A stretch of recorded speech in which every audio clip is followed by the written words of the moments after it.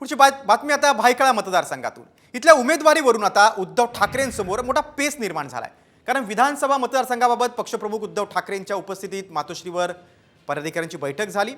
भायखळ्यातून ठाकरे गटातून विधानसभा निवडणुकीत उमेदवार म्हणून गीता गवळी यांच्या नावाचा विचार सुरू असल्यानं स्थानिक पदाधिकाऱ्यांमध्ये मात्र कमालीची अस्वस्थता आहे। कारण गीता गवळी आणि मिलिंद नार्वेकर यांची भेट देखील झाली होती।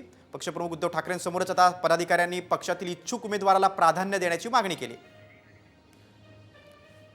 आपण अधिक माहिती घेऊया, आमच्या प्रतिनिधी वैदेही काणेकर आपल्यासोबत आहेत। वैदेही, खरं तर काही दिवसांपूर्वीच नार्वेकर आणि गीता गवळींची भेट झाली होती, मात्र स्थानिक पदाधिकाऱ्यांचा काय विरोध आहे?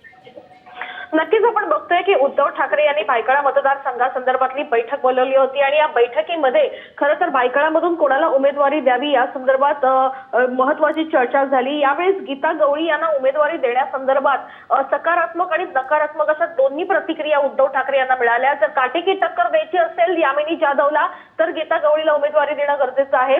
मात्र जर गीता गवळीला उमेदवारी दिली तर स्थानिक पदाधिकारी किशोरी पेडणेकर, रमाकांत रहाटे आहेत, मनोज जामसुदकर आहेत, यांच्यावर अन्याय होईल अशी देखील भूमिका जी आहे ती उद्धव ठाकरे यांनी बोलून दाखवली। त्याच्यामुळे निश्चितच भायखळा मतदारसंघावरून एक पेच जो आहे तो ठाकरे यांच्या समोर कायम असल्याचं बघायला मिळतंय। आता उद्धव ठाकरे काय निर्णय घेतात ते बघणं खूप महत्त्वाचं आहे। तुम्ही सविस्तर माहिती दिली त्याबद्दल धन्यवाद।